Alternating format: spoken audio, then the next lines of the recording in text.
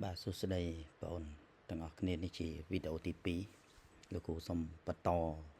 ទស្សនៈរបស់លោក McKellar បាទ PR ជួយបង្កើតនិងផ្សព្វផ្សាយក្តីស្រមៃរបស់ស្ថាប័នឲ្យសាធារណជនបានយល់ដឹងស៊ីជម្រៅ PR វាមិនត្រឹមតែជាការផ្សព្វផ្សាយទេប៉ុន្តែតួនាទីរបស់វាគឺនាំសារក្នុងការបង្កើតការផ្សព្វផ្សាយក្តីសម័យឬក៏បងស្គាល់ថាវាជាចក្ខុវិស័យ vision របស់ស្ថាប័នយើងឲ្យបានទូលំទូលាយបាទគឺវាជួយឲ្យសាធារណជននឹងមិនត្រឹមតែស្គាល់ផលិតផលប៉ុន្តែទាំងគេហៅថាការស៊ីជម្រៅយល់ដឹងហើយនឹង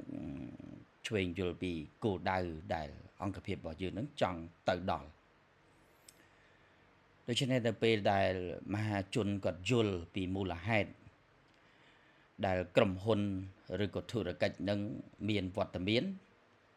ពួកគេនឹងមានអារម្មណ៍ផ្សារភ្ជាប់ជាមួយនឹងស្ថាប័នរបស់យើងនឹងកាន់តែខ្លាំងបាទលោកគ្រូប្រើពាក្យថាជួយតាក់ទាញអ្នកគ្រប់គ្រងដែលមានគោលដៅដូចគ្នានៅថងចំណុចហ្នឹងបាទការធ្វើឲ្យមហាជនយល់ពីគោលបំណងធំហើយនឹងបេសកកម្មរបស់អង្គភាពយើងគឺជាកិច្ចការសំខាន់មួយវាប្រៀបបីដូចជាមេដែកបាទក្នុងការតាក់ទាញអ្នកគ្រប់គ្រងដែលមានគោលដៅបាទ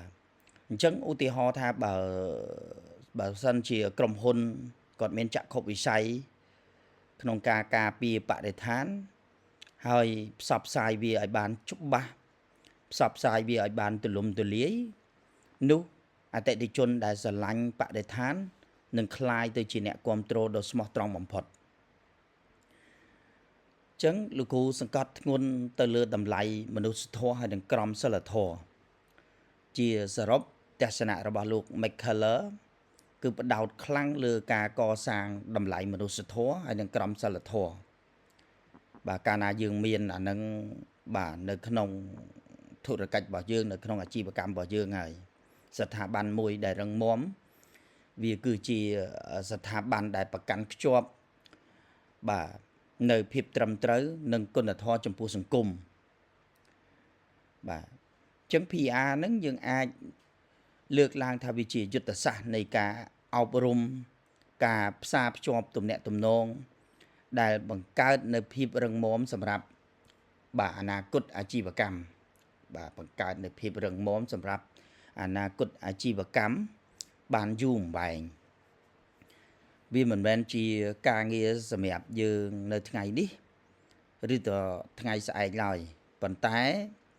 បាទវាជាការសាងគ្រឹះនៃភាពជោគជ័យដែលសាធារណជនគាត់ផ្ដល់ឲ្យបាទសម្រាប់អនាគតទាំងមូល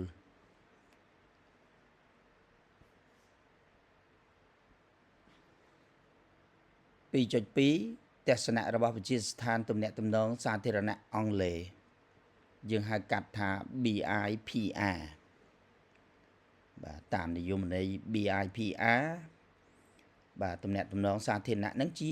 កិច្ចខិតខំប្រឹងប្រែងដែលមានគម្រោងនិងការទ្រទ្រង់ជាប្រចាំបាទអញ្ចឹងមិនមែនការងារដែលធ្វើឡើងតាមអារម្មណ៍នឹកឃើញម្ដងម្កាលនោះទេបាទវាជាកិច្ចការមួយដែលមានកិច្ចខិតខំប្រឹងប្រែងបាទមានគម្រោងច្បាស់លាស់ដែលយើងហៅថា plan ហើយនឹងមានការទ្រទ្រង់អនុវត្តជាប្រចាំគឺដើម្បីឲ្យមានប្រសិទ្ធភាពទៀងទាត់និងការរក្សាវត្តមានជាប្រចាំគឺជាគន្លឹះនៅក្នុងការកសាងទំនុកចិត្តដ៏រឹងមាំគោលដៅចម្បងគឺបង្កើតការយល់ដឹងគ្នាទៅវិញទៅមករវាងស្ថាប័នហើយនិងសាធារណជនគោលដៅបាទសារៈសំខាន់របស់វាត្រង់ចំណុចហ្នឹងគឺការដែលយើងយល់ដឹងពីគ្នាទៅវិញទៅមកវាជួយកាត់បន្ថយជម្លោះហើយនឹងបង្កើនកិច្ចសហប្រតិបត្តិការបាទទ្វេដងហើយការងាររបស់ PR គឺ ទៀមទាឲ្យមានកម្មវិធីដែលរៀបចំយ៉ាងល្អប្រសើរបាទនឹងមានយុទ្ធសាស្ត្រច្បាស់លាស់បំផុតមួយរាល់សកម្មភាពទាំងអស់ហ្នឹងគឺត្រូវតែឆ្លងកាត់ការវិភាគហើយនឹងការរៀបចំទុកជាមុន PR មិនមែនជាសកម្មភាពដែលកើតឡើងដោយចៃដន្យនោះទេបាទផ្ទុយទៅវិញគ្រប់ជំហានទាំងអស់ត្រូវតែមានការគ្រោងទុកឲ្យបានគ្រប់ជ្រុងជ្រោយបាទដើម្បីត្រៀមលក្ខណៈឆ្លើយតបទៅនឹងរាល់ស្ថានភាពបាទដែលវានឹងកើតឡើងជាយថាហេតុ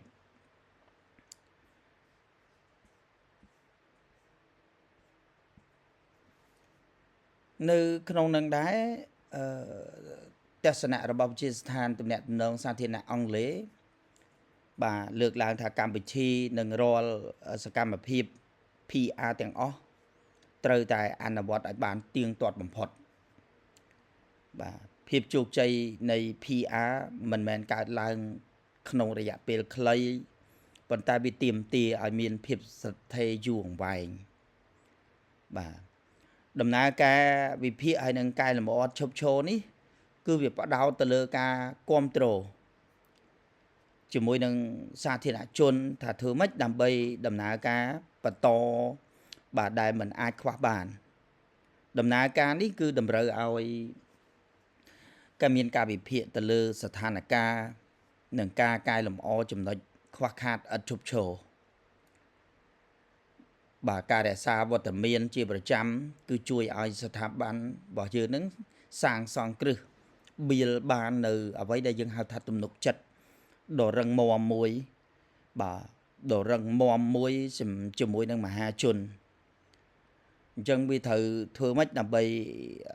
ការត្រៀមលក្ខណៈថាត្រូវត្រៀមលក្ខណៈឆ្លើយតបទៅនឹងស្ថានភាពជាយថាហេតុដែលចាំបាច់យើងត្រូវមានយុទ្ធសាស្ត្រ PR ល្អមួយហើយយុទ្ធសាស្ត្រ PR នេះគឺវាជួយឲ្យអង្គភាពអាចត្រៀមលក្ខណៈបានជាស្រេចនៅរាល់ធនធានរាល់ផែនការហើយការត្រៀមខ្លួននេះទៀតសោតគឺវាជួយឲ្យស្ថាប័នរបស់យើងនឹងឆ្លើយតបយ៉ាងរហ័សហើយមានប្រសិទ្ធភាពទៅនឹងរាល់ស្ថានភាពដែលវាកើតឡើងជាយថាហេតុឬក៏ដោយចៃដន្យនឹងឯង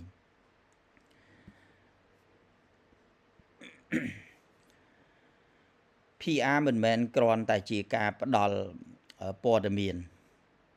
បាទ PR មិនមែនគ្រាន់តែជាការផ្ដល់ព័ត៌មានបាទទៅកាន់ភាគីម្ខាងទៀតទៅកាន់មហាជនតែម្យ៉ាងនោះទេបងកិច្ចការងាររបស់យើងនេះគឺផ្ដល់នៅទំនាក់ទំនងផ្ដល់នៅការអភិវឌ្ឍទំនាក់ទំនងដ៏ល្អដែលផ្អែកទៅលើគ្រឹះនៃការយល់ដឹងការទទួលស្គាល់គ្នាទៅវិញទៅមកយ៉ាងស៊ីជម្រៅបាទអញ្ចឹងកន្លែងនេះបើយើងនិយាយពីសារៈសំខាន់របស់វាមិនមែនជាការបង្ខំឲ្យគេជឿតាមយើងទេប៉ុន្តែអាការធ្វើឲ្យភាគីសងខាងនឹងយល់ពីគុណតម្លៃរបស់វានោះគឺជារឿងដែលចាំបាច់សម្រាប់ PR នៅក្នុងហ្នឹងក៏លោកគ្រូបានលើកឡើងពីការបង្កើតទំនាក់ទំនងបែបពីរទិសដៅដែលយើងហៅថាបាទ two way communication បាទ two way communication ហ្នឹងគឺPR មិនមែនគ្រាន់តែជាការផ្ដល់ព័ត៌មានលក្ខណៈគេហៅថា one way ប៉ុន្តែគឺជាការបង្កើតទំនាក់ទំនងបែប two way ទៅវិញអាចនិយាយបានថាកន្លែងហ្នឹងជាលក្ខណៈពិសេសរបស់ PR